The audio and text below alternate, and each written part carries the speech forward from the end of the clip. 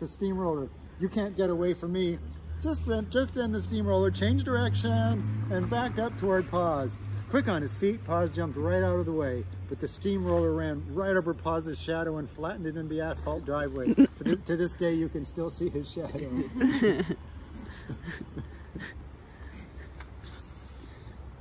The outline of a young knight with a sword.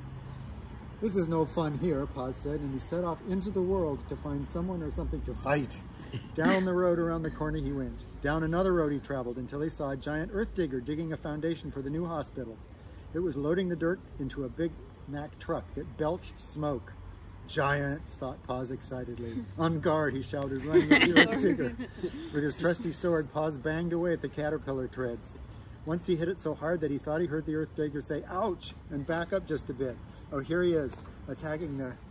This is the last of the illustrations that I did, apparently. So here he is attacking the earth digger.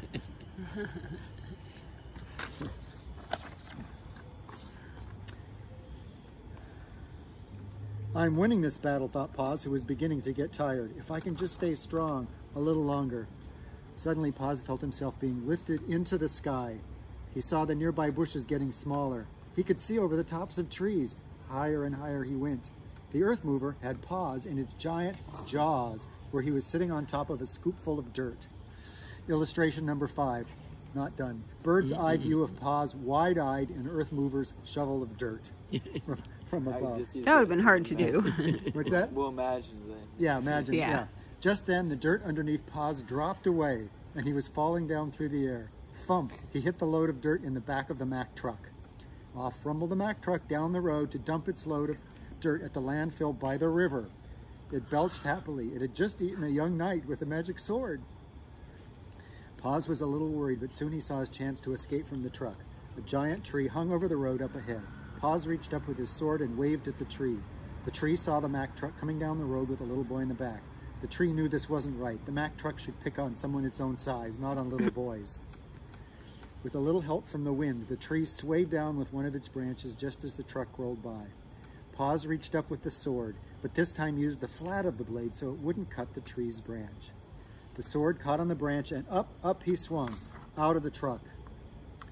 Illustration number 6. 3/4 rear view of Pahz reaching to branch with sword held two-fisted overhead at 45-degree angle at moment of contact with the friendly branch. You realize it? Really? Yeah. Yeah. So he grabbed onto the branch, climbed toward the trunk of the tree, then slithered down to safety on the ground. Thank you, tree. You are my friend, said Pahz. I'm sorry I cut off some of your cousin's arms this morning. You know, said the tree, we are different than knights or cats. We can grow new arms. On guard, said a small voice from behind Pahz. There coming down the sidewalk was another knight, exactly Pahz's size, with another magic sword that glowed many colors in the dark. Another knight looking for someone or something to fight. But this little knight had red hair. Illustration number 6 of the two boys facing each other. On guard, shouted Pahz, lifting his sword high in the air. Pahz ran straight at him. I will cut off your arm. I will cut off yours, said the red-haired knight. And they both did. Wick-a-whack. I will cut off your leg. I will cut off yours, said the red-haired knight. And they both did. Wick-a-whack. They started to laugh as they both pretended to hobble about on one leg. I will cut out your belly button. I will cut out yours, said the red-haired knight. And they both did. Wick-a-whack. Soon they were rolling around on the ground together, laughing, laughing, laughing. There were body parts everywhere. There were legs on top of other legs, elbows on top of kneecaps, eyeballs and belly buttons everywhere. They couldn't tell whose was whose. What a mess this was going to be to put themselves together again. Except for the red hair lying over on the grass. Everyone would know who that belonged to. By now, Pahz was just a nose with a sword. The other knight was just an ear with a sword. There was nothing left to cut off.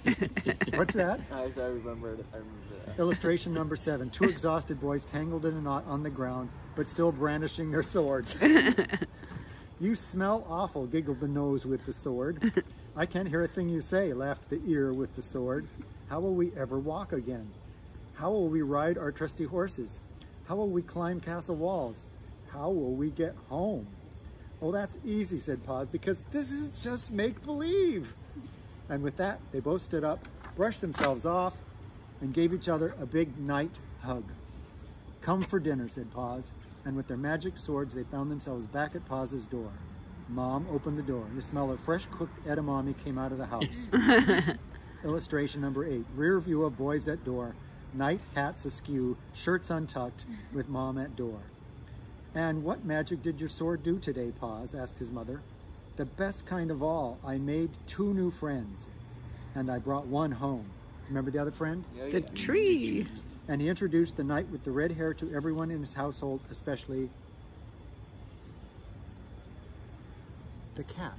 Yeah, that's how you have to wrap the story up. Okay, illustration, 2 boys on bellies and elbows on floor, watching the cat between them, playing upside down with a ball of yarn held up with his 4 feet. Steppa, May 15th, 2006. So how old were you then? Wow. Were you born in 2002? Yeah. Okay, Yep. so you were 4 years old, because that was your night phase, which lasted a long time. Oh yeah, I remember going to the Strong Museum and going to the toy section. And then Tia, you were in school when you were doing space. Oh, So I did a space book for you.